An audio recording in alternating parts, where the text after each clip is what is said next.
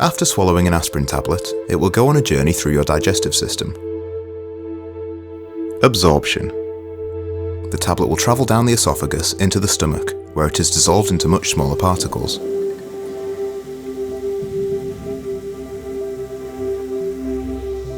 These particles will continue their journey into the small intestine, where most of them will be absorbed into the blood. The small intestine walls, also called lumen, are lined with tiny villi which stick out to provide a large surface area for the nutrients inside the food to be absorbed.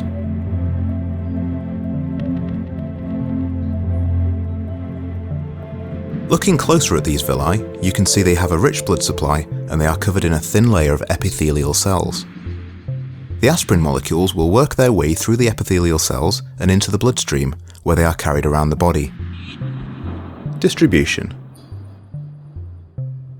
Blood plasma contains complex molecules called albumin. Albumin is a protein made by the liver which transports nutrients around the body.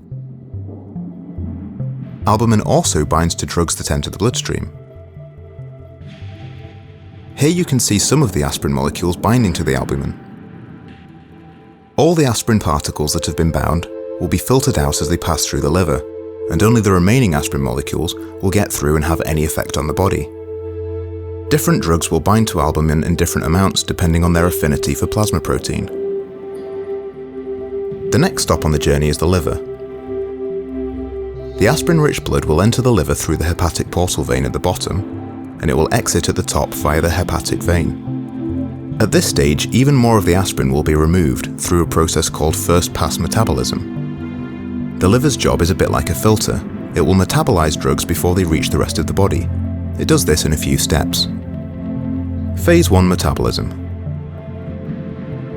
First, aspirin is hydrolyzed, breaking off ethanoic acid and leaving behind salicylic acid. This salicylic acid isn't water-soluble, so it can't be excreted in urine yet. Phase 2 metabolism. An ionized group is then added to the salicylic acid, forming glucuronide, which is water-soluble and can be excreted in urine. A lot less of the aspirin will continue its journey onto the rest of the body, including the site of the pain.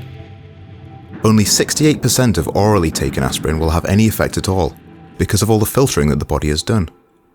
This percentage is called the drug's oral bioavailability.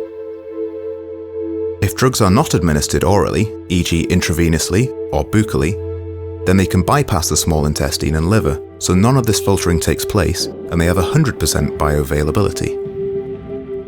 We are now at the site of some skin tissue damage. Tissues in the skin are creating prostaglandins, which are causing inflammation. The prostaglandins are sending messages to the nerves in the skin responsible for the sensation of pain. Once the aspirin arrives in the blood supply at the site, it prevents the production of prostaglandins in the tissue, which will reduce the swelling and stop the messages being sent to the nerves that are perceived as pain. Excretion. Any remaining aspirin in the blood will go round and round the blood supply, going back through the liver several times until it is all used up or filtered out of the body. It travels into the kidneys and then into the bladder for excretion.